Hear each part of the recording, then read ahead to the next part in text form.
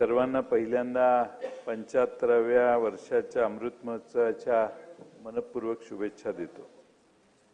अध्यक्ष महोदय, आपण सगळे वेगळ्या विचारसरणीतून आलेलो आहोत। वेगळ्या विचारसरणीचे आपण सगळे सभागृहात बसलो। मतभेद जरूर असतील, पण एका बाबतीत आपल्या सगळ्यांचं कायम एकमत झालेलं आहे आणि ते म्हणजे देशाच्या राज्यघटनेबद्दल आपल्या सगळ्यांचं एकमत आहे। आणि ही राज्यघटना सर्वोच्च आहे। या राज्यघटनेत आपण मगाशी त्याचा उल्लेख आपण केला, काही लोकांनी राज्यघटना बदलण्याचा विचार, घोषणा, मत गेल्या अनेक वर्षात वेगळ्या पद्धतीनं करण्याचाही प्रयत्न केला, पण त्या चर्चा आणि गप्पा हा भाग वेगळा। पण आता 75 वर्ष आपल्या या राज्यघटनेला झाली। 75 वर्षाचा काळ हा एवढा मोठा आहे की आपण नक्की आता त्या राज्यघटनेची चिकित्सा करू शकतो। त्याचे आउटकम काय आहेत, किती फायदा झाला, काय काय झालं याची चर्चा होऊ शकते आणि म्हणून त्या निमित्तानं आजची चर्चा महत्त्वाची असं मला वाटतं। अध्यक्ष महोदय, ज्यावेळी आपला देश स्वतंत्र झाला त्यावेळी जगातले वेगळे, विशेषतः चर्चिल पासून सगळे म्हणायचे की भारताचे लवकर तुकडे होतील, 25 वर्ष देखील यांचं स्वातंत्र्य टिकवलं तर नशीब समजू। आणि अध्यक्ष महोदय, आज मात्र 75 वर्ष आमच्या एकसंघ भारताला झाली। अगदी ताटमानेनं आमचा देश उभा आहे, अतिशय उत्तमपणाने वाटचाल करतोय आणि आम्ही कदाचित अजून महासत्ता बनलो नसू, परंतु या देशातली लोकशाही मात्र यशस्वी झालेली आहे, हे आपल्याला नाकारता येणार नाही। अध्यक्ष महोदय, दर 75 वर्षात दर 5 वर्षाने निवडणुका होत आहेत। कधी सत्ता बदलते, कधी नवीन लोक सत्तेत येतात आणि ज्या राज्यकर्त्यांचं सरकार आलं, निवडणुकीचा निकाल लागल्यावर असा कुठलाही भारतातला राज्यकर्ता म्हटला नाही मी आता सत्ता सोडणार नाही। निकाल लागल्यावर बाजूला जाणं ही या भारतीय लोकशाहीत सगळ्यांच्या अंगवळणी पडलेलं आहे आणि त्यामुळे नवनवीन लोक सत्तेत बसली। आणि सगळ्यात महत्त्वाचं म्हणजे या देशातल्या पंतप्रधानाला आपला देश सोडून पळून जायची कधी पाळी आली नाही। हे आपल्या राज्यघटनेचं महत्त्व आहे असं मला वाटतं। आणि म्हणून लोकांनी या देशात कधी कायदा हातात घेतला नाही आणि सत्तांतर झाली ती सगळी लोकशाही मार्गाने झाली आणि ह्या सगळ्याचं श्रेय मला वाटतं भारतीय राज्यघटनेलाच आपल्याला द्यावं लागेल। आज भारतीय राज्यघटना ही असा एक मजबूत धागा आहे की मागची 75 वर्ष या देशातल्या खंडप्राय देशाला एकसंघ आणि एकत्रित टिकवण्यासाठी, या देशाला घट्टपणे बांधून ठेवण्यासाठी ही भारतीय राज्यघटना आपल्याला उपयोगी पडली। नुसती भारतीय राज्यघटना म्हणजे आमची कलमं आहेत किंवा आराखडा आहे असं मला वाटत नाही। अध्यक्ष महोदय, भारतीय राज्यघटना हा भारताचा आत्मा आहे असं म्हटलं तर वावगं ठरणार नाही। हा आपल्या देशाचा आत्मा आहे आणि या देशात म्हणजे बऱ्याच वेळेला हृदय आणि मेंदू बंद पडला की शरीर जसं बंद पडतं, तसं मला वाटतंय हृदय आणि मेंदू म्हणजे ही आपली भारताची राज्यघटना आहे। आणि म्हणून आपण या राज्यघटनेत असंही नाही की हा नियमाचा संच आहे। या भारतीय राज्यघटनेचा सामान्य माणसाच्या जीवनाशी काय संबंध आहे, जीवनात त्यामुळे आपल्या काय बदल झाले, आपण जे काही जगतोय ते मला वाटतं की भारतीय राज्यघटनेचं खरं म्हणजे देणं आहे। जगाच्या पाठीवर दुसरे राष्ट्र जर बघितली तर तिथं फार वेगळी परिस्थिती आहे। हा भारत एकमेव असा देश आहे की वेगळ्या जाती, धर्माची, भाषेची लोक या देशात राहून देखील हा भारत या कल्पनेला एकसंघपणाने, या राज्यघटनेच्या माध्यमातून एकसंघपणाने उभा राहतोय। आज आपण या ठिकाणी जमतोय, भाषण करतोय, शांततापूर्ण एकत्र येतोय, अभिव्यक्तीच्या स्वातंत्र्याचा मूलभूत अधिकार आपल्याला या घटनेनं दिलेला आहे। आपण सार्वजनिक जीवनात आपल्याला पाहिजे त्या पद्धतीनं बोलतो, वागतो। भारतीय राज्यघटनेने या देशात कुठेही फिरायचा अधिकार आपल्याला दिलाय, कुठेही राहायचा अधिकार दिलेला आहे। तुम्हाला कुणी विनाकारण अटक करू शकत नाही आणि कुणाच्या म्हणजे राज्यघटनेने मला माझ्या जीवित आणि स्वातंत्र्याचा देखील अधिकार दिला, हे अध्यक्ष महोदय आपल्याला विसरता येणार नाही. अध्यक्ष महोदय, राज्यघटना यशस्वी होण्यात खूप घटकांचा वाटा आहे. त्यामध्ये सगळ्या घटनात्मक यंत्रणा आहेत, राज्यकर्ते आहेत. राज्यकर्त्यांनी नेहमीच अध्यक्ष महोदय घटनेचा आदर केलाय आणि भारतीय न्याय व्यवस्था देखील जी आहे तिचा देखील या राज्यघटना टिकवण्यामध्ये मोठा वाटा आहे. देशाच्या सर्वोच्च न्यायालयाला गार्डियन ऑफ द कॉन्स्टिट्यूशन असं म्हटलं जातं.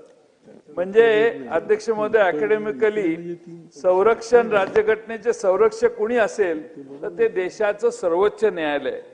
आणि प्रत्येक वेळी काही व्यक्ती, काही कालखंड त्याला अपवाद असतात आणि काही घटकांनी घटनाविरोधी व्यवस्थेच्या समोर नांग्या टाकलेले बऱ्याच वेळेला या भारतानं बघितलेलं आहे. सर्वोच्च न्यायालयाने काय केलं तर या घटनेचं 75 वर्ष रक्षण प्रभावीपणाने केलं.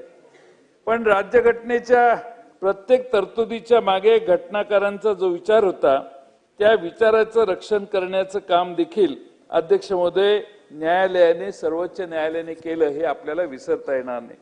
अध्यक्ष महोदय, आपल्या भारतीय राज्यघटनेला आजच्या घडीला सगळ्यात महत्वाचे काय असेल तर घटनेने दिलेले मूलभूत हक्क आहेत. आणि मूलभूत हक्क जर काढून घेतले तर मला वाटतं या घटनेत काहीच राहत नाही. आज आपण या देशात सन्मानाने जीवन जगतोय ते त्या राज्यघटनेमुळे. घटनेशिवाय इतर कशालाही त्याचं श्रेय देता येत नाही. प्रत्येक नागरिकाला आदर्श जीवन जगू देण्याची व्यवस्था अध्यक्ष महोदय या मूलभूत अधिकारात आहे, हक्कात आहे. अध्यक्ष महोदय, मूलभूत हक्कामध्ये राईट टू इक्वॅलिटी आहे, समानतेचा अधिकार आहे ज्याला आपण म्हणतो, समान संरक्षण राज्य व्यवस्थेत सर्वांना आहे. अध्यक्ष महोदय, अंबानी, अदानीला आणि टाटा बिर्लाला जे आहे तोच मताचा अधिकार सामान्य माणसाला देखील आहे. आज अध्यक्ष महोदय, आपण सर्वांनी घटनेच्या समोर उभं राहिलं तर घटना आपल्यात कुणातही भेदभाव करत नाही. धर्म असेल, वंश असेल, लिंग असेल, जात असेल, जन्म ठिकाण असेल आणि कोणत्या या सगळ्या गोष्टींच्या आधारावर कधीही राज्यघटना आपल्यामध्ये भेदभाव करत नाही.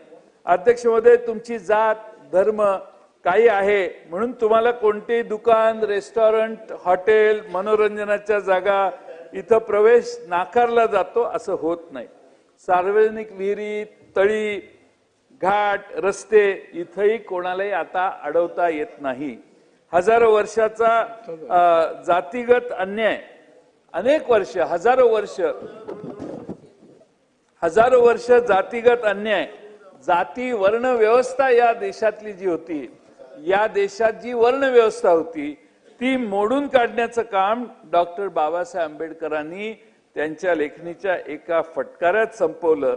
आणि तेव्हाच्या 55 कोटी, आता 120 कोटी लोक आहेत, त्या सर्वांना केवळ कलम 14 आणि 15 मुळे एका समान पातळीवर डॉक्टर बाबासाहेब आंबेडकरांनी आणलं, हे आपल्याला लक्षात घेतलं पाहिजे. अध्यक्ष महोदय, कलम 16 मध्ये राज्यघटना सांगते की सरकारी नोकऱ्यांमध्ये सर्वांना समान संधी पाहिजे. पूर्वीच्या काळी एखाद्या विशिष्ट जातीचे लोक लेखनिक असायचे, काही ठराविक लोकांना ठराविकच कामं करायला लागायची. पण अध्यक्ष महोदय, घटनाकारांनी सांगितलेलं आहे की मागासवर्गीय समाजाला पुरेसं प्रतिनिधित्व नसेल, अशा समाजाला पुरेसं प्रतिनिधित्व मिळवून देण्याचं काम केलं पाहिजे. आणि म्हणून त्यातनं अध्यक्ष महोदय आरक्षणाचा जन्म या कलमातून झालेला आहे असं आपण लक्षात घेतलं पाहिजे. अध्यक्ष महोदय, कलम 17 हा दलितांच्या स्वातंत्र्याचा जाहीरनामाच आहे आणि 17 मध्ये म्हटलेलं आहे की अस्पृश्यता नष्ट करण्यात आली असून कोणत्याही प्रकारच्या अस्पृश्यतेचं पालन हा कायद्याने गुन्हा ठरवण्यात आलेला आहे. आपली राज्यघटना नसती तर काय झालं असते या देशात, याचा वेगळा विचार आपल्याला करताही येत नाही. कलम 18 मध्ये अध्यक्ष महोदय कोणालाही राजे महाराजे म्हणण्याची गरज नाही. आता तरतुदीमध्ये राजे महाराजे आपण म्हणतो ना, राजे आले बसा, राजे उठा, ती म्हणायची आता काही गरज नाहीये.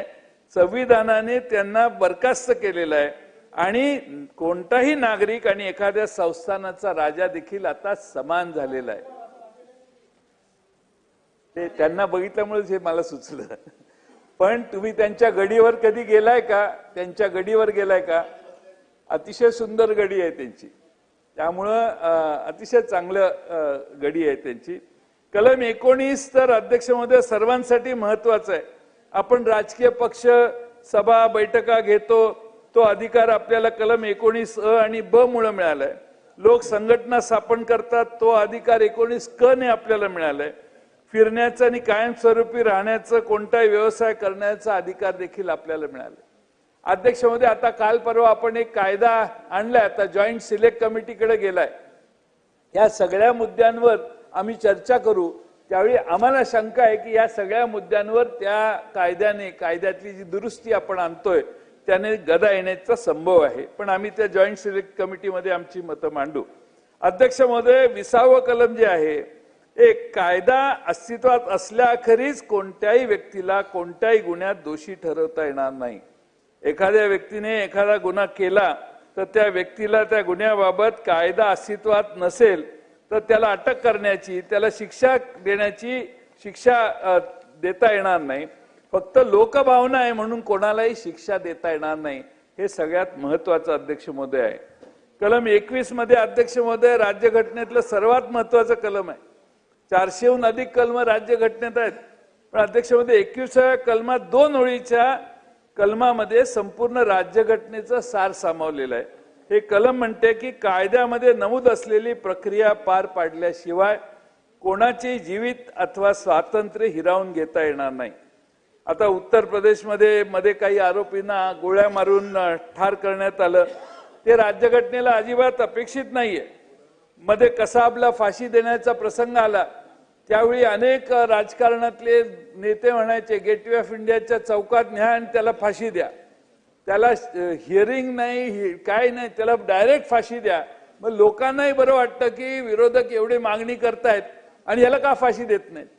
पण अध्यक्ष महोदय, भारताच्या घटनेप्रमाणे आपला खटला चालला, त्याचं म्हणणं ऐकायला त्याला वकील दिला, त्याचं म्हणणं ऐकून घेतलं आणि त्यानंतर त्याला फाशीची सजा सुनावण्यात आली. हे भारतीय राज्यघटनेचं वैशिष्ट्य आहे. त्यामुळं जगाच्या पाठीवर मला आठवतं की तेव्हा गृहमंत्री होते ते मुंबईला आल्याने म्हटले की कसाबला निवडणुकीच्या आधी याचा निर्णय लावून टाका. आम्ही सगळ्यांनी सांगितलं की रीतसर तो भारताच्या विरोधी कट कारस्थान करून भारताच्या विरोधी कटात तो सहभागी होता आणि तो भारताच्या विरोधात देशद्रोह म्हणून त्यांनी भारताच्या विरोधात काम केले. हे आम्ही सिद्ध करू. तसं सिद्ध झालं, त्याला फाशी देण्यात आली आणि त्याला फाशी देत असताना अध्यक्ष महोदय भारतीय राज्यघटना कुठेही डिस्टर्ब न करता कायद्याच्या चौकटीत राहून त्याचा फाशी झाली. अध्यक्ष महोदय, आपल्याला धर्माचं अत्यंत महत्वाचं स्वातंत्र्य या घटनेनं दिलेलं आहे सर्वांना. सार्वजनिक व्यवस्था, नैतिकता, आरोग्य यांना धक्का न पोचता धर्माचं स्वातंत्र्य दिलंय. आपण कोणत्याही धर्माचं आचरण करू शकतो. आपण इतकेच काय तर एखाद्याला नवीन धर्म काढायचा असेल तरी अलाउड आहे. त्यामुळं धर्म ही कल्पना या घटनेमध्ये कोणत्याही धर्माचा दुसऱ्या धर्माचं अस्तित्व हे नाहीसं करण्याची भूमिका राज्यघटना घेऊ शकत नाही. आणि म्हणून अध्यक्ष महोदय, या ठिकाणी डॉक्टर बाबासाहेब आंबेडकरांनी जी भूमिका मांडली ते खऱ्या अर्थानं भारतीय राज्यघटनेचे शिल्पकार होते. आणि त्यांनी असं सांगितलंय की संविधान किती चांगलं असलं तरी त्याची अंमलबजावणी करणारे लोक हे चुकीचे असतील तर ते वाईट संविधान ठरतं. मात्र संविधान किती वाईट असलं तरी अंमलबजावणी करणारे लोक चांगले असले तर ते एक चांगलं संविधान ठरू शकतं. अध्यक्ष महोदय, सुरुवातीच्या काळामध्ये या देशात आपल्या संविधान तयार झालं, भारत प्रजासत्ताक राज्य झालं. त्यानंतर पंडित जवाहरलाल नेहरूंनी जी भूमिका ठेवली आणि हे संविधानाचा आदर ठेवून त्यांनी जे काम सुरुवातीचे 14 वर्ष केलं, त्यामुळं त्या संविधानाची पाळंमुळं तळागाळापर्यंत गेली, हे विसरता येणार नाही. अध्यक्ष महोदय, अंमलबजावणीची जबाबदारी देखील डॉक्टर बाबासाहेब आंबेडकरांनी जनतेवर आणि राजकीय पक्षांवर टाकली. संविधानात कुठेही पक्षाचा मात्र राजकीय पक्षांचा कुठेही उल्लेख नाही. अध्यक्ष महोदय, संविधान सभेच्या शेवटच्या भाषणात राजकीय पक्षावर घटनात्मक मगाशी मुनगंटीवार किती वेळ बोलले ऐकलं का तुम्ही? तुमचा वेळ खरा आव्हाड साहेबांनी ऑलरेडी घेतला. नाही नाही नाही, मुनगंटीवारांच्या आधी कितीतरी बोलले आहेत. 15 मिनिटं झाली. 15 मिनिटं 15 मिनिटं नाही, ते जवळजवळ 50-55 मिनिटं बोलले. आम्ही काही बोललो नाही असं अध्यक्ष महोदय बायस करू नका, कळलं का? Don't be bias.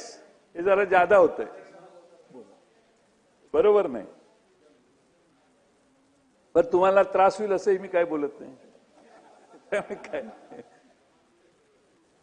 अध्यक्ष महोदय, जनता आणि अंमलबजावणीची जबाबदारी डॉक्टर बाबासाहेब आंबेडकरांनी जनता आणि राजकीय पक्षावर टाकली. अध्यक्ष महोदय, पण या संविधानात कुठेही राजकीय पक्षाचा उल्लेख नव्हता. संविधान सभेच्या शेवटच्या भाषणात देखील राजकीय पक्षांवर घटनात्मक यंत्रणा चांगल्या प्रकारे चालवण्याची जबाबदारी डॉक्टर बाबासाहेब आंबेडकरांनी टाकलेली होती. अध्यक्ष महोदय, आम्ही खरं म्हणजे घटनात्मक यंत्रणांनी राजकीय पक्षाचे गुलाम होणं अपेक्षित नाही.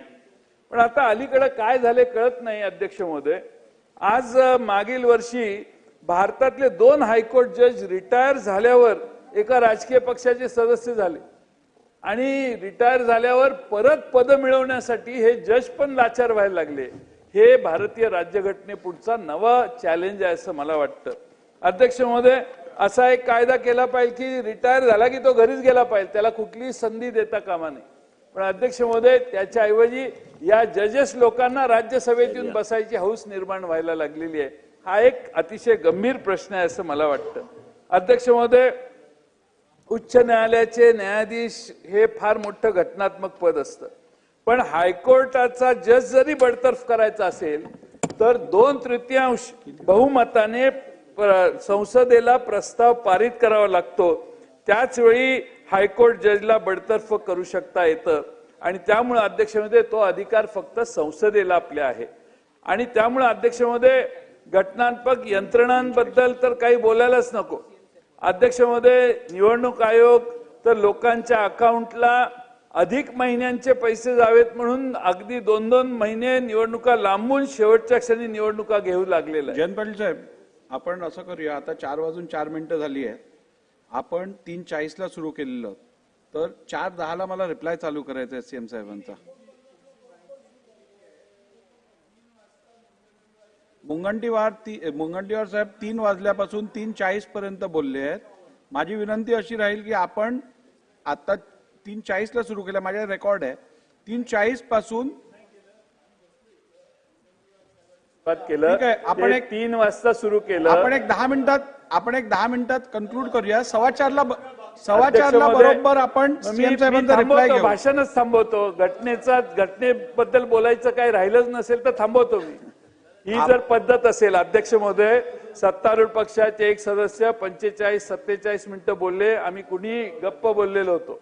तुम्हाला जर आम्हाला बोलायचंच द्यायचं नसेल तर ठीक आहे म्हटले, आज शेवटचा दिवस आहे आणि तुम्ही विरोधी पक्षाला बोलूनच द्यायचं नाही ठरलं असेल तर ठीक आहे. मला वाटतं असा योग्य नव्हे. आता काय मला वाटतं आपण याच्यावर अजून बोलण्यापेक्षा आपण लवकर कन्क्लूड करावं अशी विनंती आहे. असं आहे, दुसऱ्यांना जर लिमिट नसेल तर तुम्ही मला का लिमिट घालताय? जरा थांबा ताई, असं काय करताय? असं लिमिट घालणं योग्य नाही. अध्यक्ष महोदय, तुम्ही आता आले, त्याच्या आधी जे 2 सदस्य अध्यक्ष तालिकेवर होते, मी चेंबर मध्ये बघत होतो. हो, पण इथं 3 वाजता ते बोलायला उभे राहिले. ठीक आहे, आपण बोला. आपण 10 मिनिटात आपण कन्क्लूड करूया. आपलं होईल, आपला स्पीड चांगला आहे.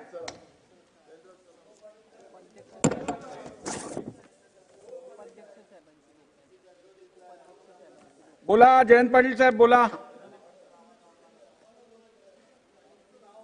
ठीक आहे, कोण बोलणार आहे?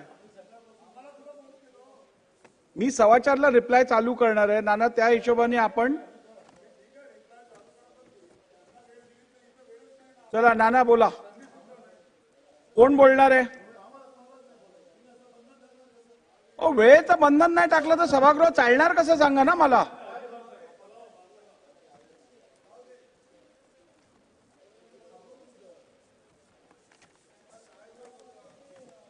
मी विरोधी पक्षाला विनंती करतो ही संविधानाच्या गौरवाची चर्चा आहे आणि तुम्ही त्याच्यावर बहिष्कार टाकताय हे योग्य नाही आहे. त्याच्यावरच बहिष्कार आहे, अजून कशावर बहिष्कार आहे? हे अतिशय अयोग्य आहे. संविधानाच्या गौरवाच्या जागेवर तर चर्चेवर बसा. बहिष्कार टाकणं हे जागेवर अयोग्य असं बसा. माझं मत आहे. जागेवर बसून बोला.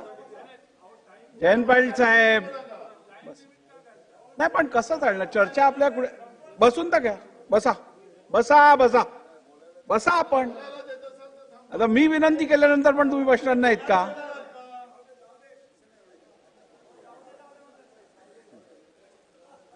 चला बसा. हे बघा संविधान, नाना भाऊ बसा बसा बसा.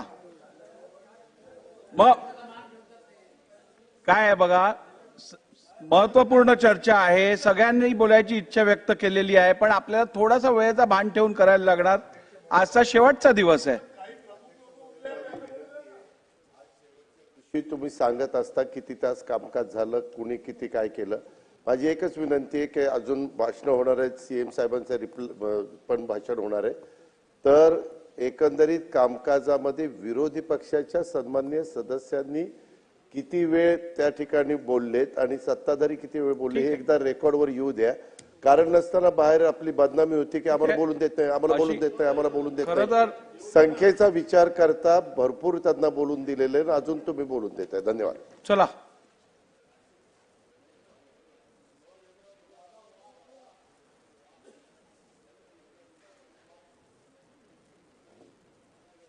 अध्यक्ष महोदय,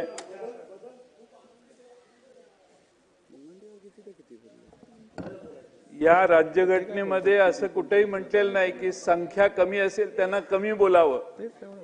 राज्यघटनेत असा उल्लेखच नाहीये.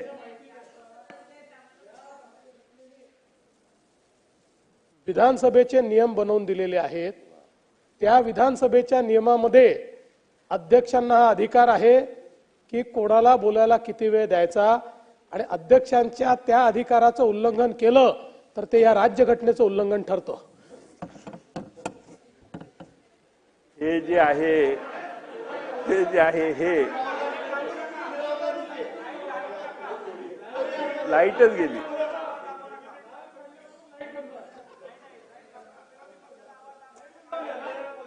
हा प्रॉब्लेम आहे. ही खरी राज्यघटना ही आहे, ही निळी निळी.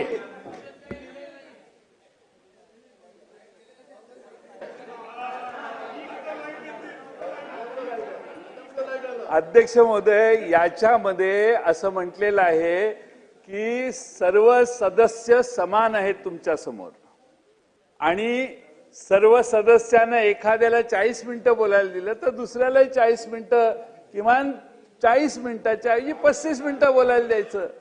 त्यामुळे अध्यक्ष महोदय, माननीय मुख्यमंत्री महोदय तुमची दिशाभूल करतायत, तुम्ही त्यांचं मनावर घेऊ नका.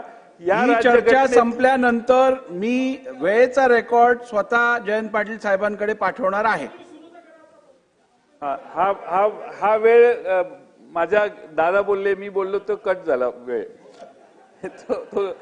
तो घ्यायचा नाही. अध्यक्ष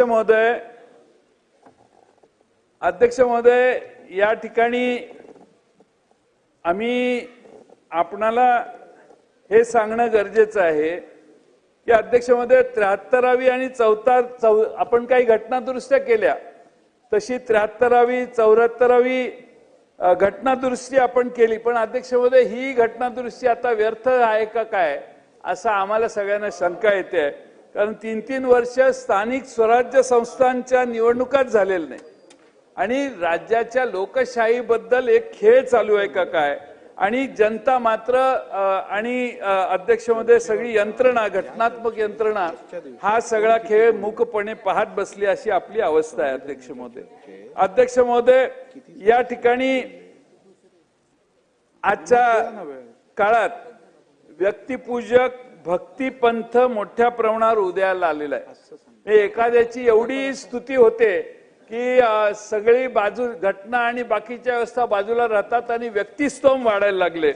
मात्र बाबासाहेब आंबेडकरांनी 75 वर्षापूर्वी राजकारणामध्ये भक्ती आणि व्यक्तिपूजा ही आपल्याला अधपतनाकडे आणि हुकुमशाहीकडे घेऊन जाईल असं म्हणून ठेवलेलं आहे अध्यक्ष महोदय. अध्यक्ष महोदय, त्यांनी असंही म्हटलेलं आहे यापुढं की आपल्या देशात यापुढे काही वाईट झाले तरीही आपल्याला ब्रिटिशांना दोष देता येणार नाही. यापुढे सर्व जबाबदारी ही आपलीच असेल. अध्यक्ष महोदय, ब्रिटिश गेल्या लगेच डॉक्टर बाबासाहेब आंबेडकरांनी पुढच्याच वर्षी हे विधान केलेलं आहे. आणि म्हणून अध्यक्ष महोदय, आता अलीकडे 75 वर्ष झाले तरी नेहरूंची आठवण काढून त्यांना वेगवेगळ्या कारणानं दोष देण्याचं चालूच आहे. पण अध्यक्ष महोदय, डॉक्टर बाबासाहेब आंबेडकरांनी सांगितलं की ठीक आहे, कालपर्यंत ब्रिटिशांचं राज्य होतं, आता इथनं पुढे त्यांना दोष देण्यापेक्षा नवं राज्य आणि नवी दिशा घेण्याचं काम आपण करू. अध्यक्ष महोदय, माझ्या मते गांधी, नेहरू, आंबेडकर आणि सरदार वल्लभभाई पटेल ही खरं म्हणजे आधुनिक भारताची दैवत आहेत. शेकडो कोटी भारतीयांना एक आदर्श जीवन त्यांनी भारतीय संविधानाच्या माध्यमातून दिलं. संविधान ही एक प्रकारची अध्यक्ष महोदय जादूची कांडी आहे. आदर्श जीवन जगण्यासाठी जे जे हवं नागरिकांना ते संविधानानं आपल्याला दिलेलं आहे. अध्यक्ष महोदय, या ठिकाणी आपल्याला या सगळ्याच न्यायपालिका असेल किंवा सगळ्या व्यवस्था ज्या आहेत त्या सुसंगत वागतील अशी अपेक्षा होती. पण अलीकडच्या काळात वेगवेगळे अनुभव आपल्याला अध्यक्ष महोदय येत आहेत. अध्यक्ष महोदय, खरं म्हणजे आपल्या देशाच्या घटना समितीत सर्व विचारसरणीची लोक होते.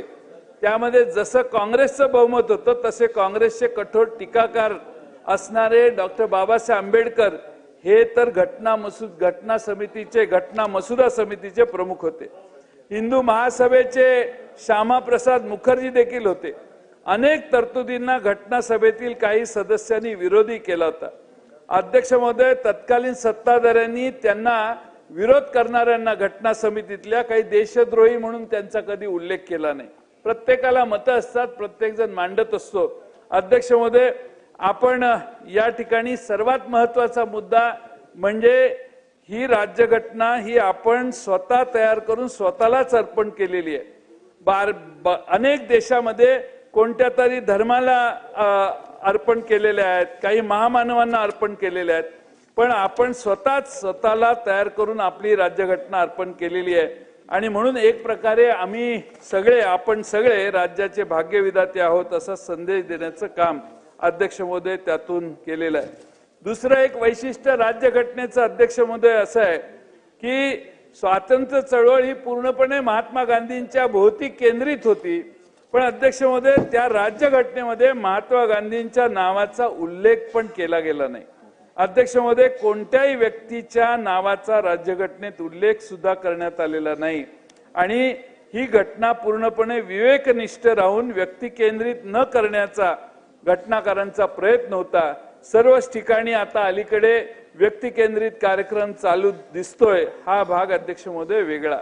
अध्यक्ष महोदय, आज बेसिक स्ट्रक्चर डॉक्ट्रिन हे मूलभूत ढाचा जो आहे तो ढाचा न डिस्टर्ब करता आपल्याला अध्यक्ष महोदय ही घटना पुढे नेण्याचं काम आपल्याला करावं लागणार आहे. अध्यक्ष महोदय, माझ्यानंतर नाना पटोले साहेब बोलणार आहेत, त्यामुळं मी जास्त वेळ या ठिकाणी भाषण करणार नाही. पण अध्यक्ष महोदय, आपण कॉन्स्टिट्यूशनल मोरालिटी म्हणजे अध्यक्ष महोदय संविधानिक नैतिकता हा एक महत्वाचा मुद्दा आहे. आणि नैतिकता, संविधानिक नैतिकतेच्या काही गोष्टी या आपण पाळण्याची अत्यंत गरज आहे. अध्यक्ष महोदय, गेल्या 10 वर्षात या 5 वर्षात कुठं किती कॉन्स्टिट्यूशनल मोरॅलिटी वापरण्यात आली, काय नाही आली ते सांगून मी आपला वेळ घेत नाही. पण अध्यक्ष महोदय, ग्रामसभा ही सर्वोच्च सभा असते. अगदी त्या मरकडवाडीला देखील ग्रामसभा घ्यायला गेले लोक, तर ती ग्रामसभेवर बंदी, पोलिसांनी त्याला मरकडवाडीला ग्रामसभाच घेऊन दिली नाही. ग्रामसभा ही अध्यक्ष महोदय त्या गावातली सर्वोच्च असते आणि ग्रामसभेला घटनात्मक दर्जा दिलेला आहे. पण ग्रामसभेने ठराव काय करायचा हे सांगायचं डायरेक्टिव्ह हे कलेक्टर पासून सगळे देण्याचं काम करतात. अध्यक्ष महोदय, त्याला ग्रामसभेने एक ठराव केला, बॅलेट पेपरवर मतदान घेण्याचा ठराव केला, निवडणूक आयोगाने त्याला केराची टोपली दाखवली, पोलिसांनी फौज पाठवून शांततेत चाललेली प्रक्रिया बळाचा वापर करून बंद पडली, नागरिकांना देशद्रोहाचे गुन्हे दाखल करण्याची धमकी दिली. इतर काय ते विधानसभेत निवडून आलेले आमचे उत्तमराव जानकर यांनाही अटक करून आयुष्यभर तुरुंगात ठेवण्याची धमकी तिथल्या पोलीस अधिकाऱ्यांनी दिली. अध्यक्ष महोदय, हे सगळं हे राज्यघटनेला अभिप्रेत नाही आणि म्हणून राज्यघटनेची मोरॅलिटी हा सगळ्यात महत्वाचा भाग हा निश्चितपणानं पाळण्याचं काम आपण सगळ्यांनी केलं पाहिजे.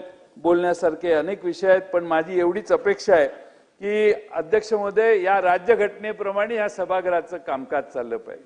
विरोधी पक्ष लहान असला तरी त्याचा आवाज दबणार नाही ह्याची काळजी अध्यक्ष म्हणून, राज्यघटनेच्या प्रमुख म्हणून आपण घेणं आवश्यक आहे. आणि राज्यघटनेच्या मध्ये दिलेल्या तरतुदीनुसार जी लोक इथं निवडून आली आहेत त्यांचा समान अधिकार आहे याची काळजी अध्यक्ष या नात्यानं आपण नेहमीच घ्याल. आणि या राज्यघटनेला आता 75 वर्ष झाली आहेत. एक मॅच्युअर्ड राज्यघटना आहे. जगाच्या पाठीवर एवढी मॅच्युअर्ड राज्यघटना, उत्तमपणानं चाललेली राज्यघटना ही आपण जपण्यासाठी सगळ्यांनी सर्व बाजूने प्रयत्न केले पाहिजेत. आणि मगाचंच उदाहरण द्या, ते इटालियन काय कॉन्सुल जनरल आलेले होते. कॉन्सुल जनरल आलेले असताना वेलमध्ये माणसं आली, आमचे सन्माननीय सदस्य आले वेलमध्ये. माझं म्हणणं काय होतं, सत्तारूढ पक्षाचे, माझं म्हणणं काय होतं, ते गेल्यानंतर यायला काय प्रॉब्लेम नाही, पण त्यांनी फोटो काढला. तुम्हा सर्वांना बरं वाटावं म्हणून एक अधिक माहिती देतो. इकडनं माझ्या चेंबरमध्ये ज्या वेळेला ते आले त्यावेळेला त्यांनी तुम्हा सगळ्यांना कॉम्प्लिमेंट केलं आणि म्हणाले आमच्या सभागृहात ह्याच्यापेक्षा जास्त गदारोळ होतो. अध्यक्ष महोदय, इटालीच्या संसदेमध्ये काय होतं हे मागच्या 3-4 वर्षात बघितलेलं आहे. हे माणसं एकमेकाशी मारामारी करतात, पण त्याला जरा असं होत नाही भारतात, हे समजावून सांगण्याचा आपला चान्स होता की नाही? मला खात्री आहे तुम्ही आता या बाजूच्या सदस्यांना समजवाल. नाही, आम्ही कधी येतच नाही इकडे, आम्ही इकडे यायचा नादच सोडलेला आहे. चालेल. अध्यक्ष महोदय, त्या ठिकाणी ते बसले असताना माझी अपेक्षा आहे, तुम्ही त्यांचं स्वागत केलं, आम्ही सगळ्यांनी बाक वाजून हे केलं, दादा नाही वाटतंय सगळ्यांना इथं बसलेला की तो पाहुणा असताना तरी दंगा करू नका. पाहुणा असताना वेलमध्ये येणं, हे करणं, हे महाराष्ट्राच्या विधानसभेची गरिमा राखण्याचं काम आपण करा. आणि शेवटचा मुद्दा सांगतो, मुख्यमंत्र्यांनी हे मनावर घ्यावं, मुख्यमंत्री महोदय, की खाली बसून कुणाला बोलायचं नाही. एकदा सक्तपणाने ठरवा. तुमचे समर्थक तुम्हाला बरं वाटावं म्हणून इतके खालनं आमच्यावर वेगवेगळे कॉमेंट्स करत असतात की आता सभागृहामध्ये बसायचं की नाही याचा विचार करेपर्यंत विरोधी सदस्य आलेले आहेत. त्यामुळे आपण लोकशाही म्हणजे आपण डायलॉग, आपण पहिलं भाषण केलं, संवाद ठेवणार आहे. तुम्ही आता वरही बघणार झाले, असं करू नका, वर जरा 2 मिनिटं बघा. संवाद ठेवतो म्हटला तर तो संवाद तुमच्यात आणि विरोधी पक्षात ठेवण्यासाठी, बरोबर, त्यामुळे संवाद ठेवण्यासाठी आपण जर काळजी घेतली तर आपल्या इशाऱ्यामुळं मागही मेसेज जाईल आणि इकडेही मेसेज जाईल. तेवढी काळजी घ्यावी. ही धन्यवाद. तर एकच आपण बोलणार, एक मिनिट, आपण बोलण्याआधी सन्मान्य सदस्य जयंत पाटील साहेबांनी इकडे विरोधी पक्षाला कमी वेळ बोलण्याला दिला जातो असं सांगितलं. त्या मताशी मी सहमत नाहीये आणि रेकॉर्डवरती योग्य परिस्थिती येणं हे अपेक्षित आहे. त्यामुळे एकूण सत्तारूढ पक्षाकडे 237 सदस्य आहेत सभागृहात, त्यांच्यापैकी 13 सदस्य या चर्चेत त्यांनी सहभाग घेतला. विरोधी पक्षाकडे 51 सदस्य आहेत आणि त्यांना 10 सदस्यांनी आतापर्यंत सहभाग घेतलाय. आणि आपण वेळ बघितलात तर भास्करराव जाधव साहेबांना 49 मिनिटं दिलेली आहेत, सर्वात जास्त वेळ त्यांनी घेतलेला आहे. विजय विडेट्टीवार साहेबांना 28 मिनिटं दिलेली आहेत. रोहित पवारजींना 19 मिनिटं दिलेली आहेत. अमीन पटेलजींना 11 मिनिटं दिलेली आहेत. जितेंद्र आव्हाड साहेबांना 30 मिनिटं दिलेली आहेत. सिद्धार्थ खरात यांना 14 मिनिटं दिलेली आहेत. हेमंत ओगेले यांना 7 मिनिटं दिलेली आहेत. बाबासाहेब देशमुख यांना 5 मिनिटं दिलेली आहेत. आणि आपण स्वतः आता 51 मिनिटं बोललेला आहात, 41 मिनिटं बोललेला आहात. चुकीची आहे. मी मगाशी 3 वाजून 47 मिनिटाने आपले मुनगंटीवार साहेब बोलायला उभे राहिले.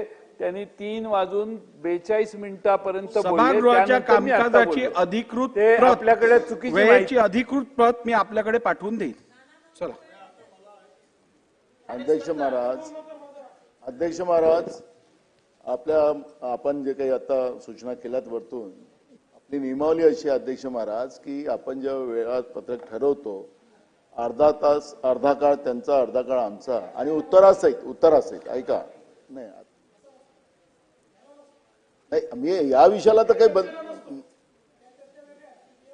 बरोबर आहे ना, मी त्याच याला बंधन नाही आहे. या चर्चेकरता सदस्यांच्या आधारावर, म्हणजे समजा चर्चा 2.5 तासाची असेल तर 1.25 तास नाही, तर जेवढे सदस्य आमचे आहेत त्या सदस्याप्रमाणे तेवढा शेअर आमच्या वेळेचा असतो, जेवढे सदस्य तुमचे आहेत तेवढा शेअर तुमच्या वेळेचा असतो. असंच आहे लिहिलेलं आहे. नियमात काय आहे? असं कुठं लिहिलेलं आहे? नाही नाही ना. जयंत पाटील साहेब, नानाभाऊ, नियमात प्रस्तावावरती चर्चा होत असताना नियमाचं पुस्तक आपण बघा, त्याच्यात वेळेच्या विभाजनाबद्दल कुठेही लिहिलं नाहीये. परंतु आतापर्यंत आपल्याकडे संख्याबळ जवळजवळ तेवढंच होतं, 10-20 कमी जास्त होते, त्यामुळे आपण अर्धा वेळ देत होतो. आता 237 सदस्य एका बाजूला आहेत, एका बाजूला 51 सदस्य आहेत, तरी मला शेवटी न्याय करायला पाहिजे ना सभागृहात. कारण की हे आपल्याला पूर्ण नाही. एक मिनिट. लोक आता राहू दे. नानाभाऊ चला, नानाभाऊ सुरू करा. याबाबत सर्वाधिक माहिती अध्यक्ष महाराज, ठीक आहे नानाभाऊ चला. अध्यक्ष महाराज, माहिती छगन भुजबळ देऊ शकतात. अध्यक्ष महाराज, याला आपण बसून पुढच्या घ्या, अधिवेशनामध्ये बसून घ्या. याच्यावरची चर्चा करू. अध्यक्ष महाराज, या ठिकाणी भारतीय गणराज्याच्या 75व्या वर्षानिमित्त भारताचे संविधान या विषयावर मी बोलायला उभा आहे. अध्यक्ष महाराज, या ठिकाणी विशेष करून मी सर्वप्रथम भारताच्या संविधानाचं त्या समोर नतमस्तक होऊन आणि परमपूज्य डॉक्टर बाबासाहेब आंबेडकरांनी 2 वर्ष 11 महिने व 18 दिवसाच्या चर्चेनंतर संविधानाचा